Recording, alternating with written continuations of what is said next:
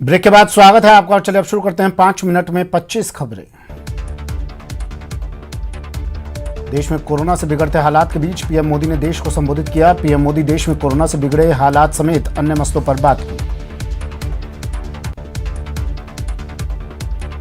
PM Modi ने कहा कि देश में जागरूकता से लॉकडाउन से बचने में मदद मिलेगी। उन्होंने कहा कि देश को लॉकडाउन से बचाना है, राज्य सरकारें भी लॉकडाउन को अंतिम विकल्प समझें। राजस्थान में महामारी की बेकाबू रफ्तार को लेकर सीएम गहलोत ने किया महामंथन। मेयर, हेल्थ ऑफिसर, उच्च अधिकारियों संग कोरोना के मौजूदा हालात पर की चर्चा। सीएम अशोक गहलोत ने नगरीय निकाय जनप्रतिनिधियों और कार्मिकों के साथ संवाद किया, जहां सीएम ने कोरोना को लेकर संवाद किया। मुख्यमंत्री अशोक गहलोत ने कहा कि कोरोना वायरस संक्रमण की दूसरी घातक लहर पर नियंत्रण के लिए राज्य सरकार नो मास्क नो एंट्री से एक कदम आगे बढ़कर पूरी सख्ती के साथ प्रदेश में नो मास्क नो मूवमेंट अभियान चलाएगी। दिल्ली में कोरोना मरीजों के बीच ऑक्सीजन की किल्लत को लेकर दिल्ली हाईकोर्ट ने सख्त टिप्पणी की है। कोर्ट ने इंडस्ट्रीज को ऑक्सीजन सप्लाई रोकने की केंद्र सरकार को हिदायत देते हुए कहा कि लोग ही नहीं बचेंगे तो इंडस्ट्री का क्या होगा। हरियाणा में अब सर्दी खांसी का इलाज कोरोना टेस्ट करवाए बगैर नहीं होगा। कोरोना पर काबू पाने के लिए हरियाणा सरकार ने आदेश दिया है कि सर्दी खांसी और बुखार के मरीजों का बगैर कोरोना टेस्ट के इलाज नहीं होगा। लखनऊ सहित यूपी के 5 शहरों में लॉकडाउन नहीं लगेगा। सुप्रीम कोर्ट ने इलाहाबाद हाईकोर्ट के आदेश पर अगले आदेश तक रोक लगा दी है। सोमवार को ही हाईकोर्ट ने लखनऊ, कानपुर, वाराणसी, प्रयागराज और गोरखपुर में 26 अप्रैल तक कंप्लीट लॉकडाउन लगाने का आदेश दिया था। आरटीआई के तहत मिली जानकारी के मुताबिक कोरोना वैक्सीन अभियान में जनवरी से अब तक 44 लाख से ज्यादा डोज बर्बाद हो चुकी है। वैक्सीन की सबसे ज्यादा 12% डोज तमिलनाडु में बर्बाद हुई हैं। वैक्सीन बर्बाद करने वाले राज्यों में हरियाणा दूसरे और पंजाब तीसरे स्थान पर है। कोरोना के खिलाफ जंग में अब राज्यों को सीधे कंपनियों से वैक्सीन लेने की भी छूट मिल गई है। राज्य सरकारें वैक्सीन उत्पादन का 50% खरीद सकेंगी। वहीं 1 मई से बाजार में भी वैक्सीन मिलने लगेगी। कोरोना की खतरनाक रफ्तार के बीच केंद्रीय स्वास्थ्य मंत्री ने दावा किया है कि मृत्यु दर में कमी आई है। डॉक्टर हर्षवर्धन ने कहा कि कोरोना में मृत्यु दर 1.18% है और 1.75% लोग ही आईसीयू में हैं, जबकि 0.40% वेंटिलेटर सपोर्ट पर हैं, जबकि 4% मरीज ऑक्सीजन सपोर्ट पर हैं। पूर्व प्रधानमंत्री डॉक्टर मनमोहन सिंह कोरोना संक्रमित पाए गए हैं। कोरोना संक्रमित होने के बाद उन्हें दिल्ली एम्स के ट्रॉमा सेंटर में भर्ती करवाया गया है।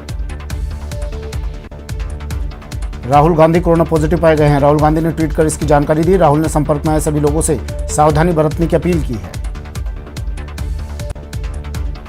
पीएम मोदी ने ट्वीट कर राहुल गांधी के स्वस्थ होने की कामना की। पीएम ने लिखा कि मैं लोकसभा सांसद श्री राहुल गांधी जी के अच्छे स्वास्थ्य और शीघ्र स्वस्थ होने की प्रार्थना करता हूं। सीएम गहलोत ने ट्वीट कर राहुल गांधी के जल्द स्वस्थ होने की कामना की। सीएम ने लिखा कि मैं इनके स्वास्थ्य के बारे में चिंतित हूं।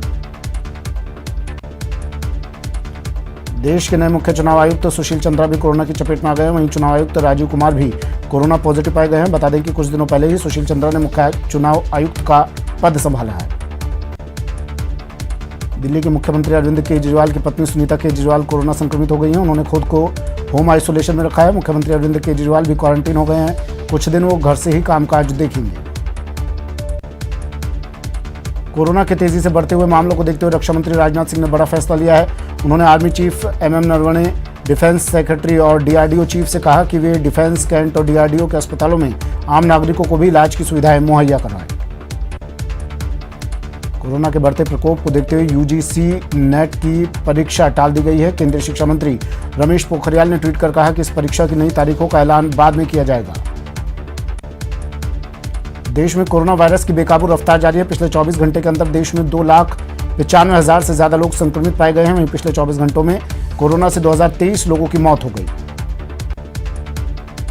राजस्थान में कोरोना महामारी से तेजी से पैर पसार रही है। बीते 24 घंटे में 12,201 नए केस सामने आए। वहीं कोरोना से एक दिन में 64 लोगों ने जान गंवा दी है।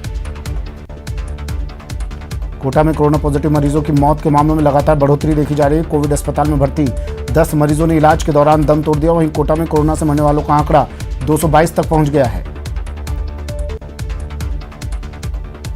झुंझुनू जेल में एक साथ 8 कैदी कोरोना पॉजिटिव पाए जाने के बाद हड़कंप मच गया है। 7 कैदियों को जेल में ही क्वारंटीन करवाया गया है, जबकि एक कैदी को BD के अस्पताल में भर्ती करवा दिया गया है। कोरोना के मामले आने के बाद 70 कैदियों का टेस्ट करवाया गया है।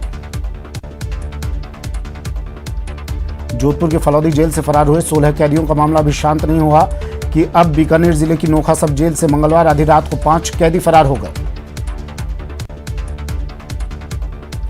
जलदाय विभाग में बड़े पैमाने पर इंजीनियरों के तबादले और पदस्थापना की गई है। अतिरिक्त मुख्य अभियंता से लेकर सहायक अभियंता तक के 281 अधिकारियों की पदोन्नति के बाद तबादले और पदस्थापना के आदेश जारी किए गए हैं।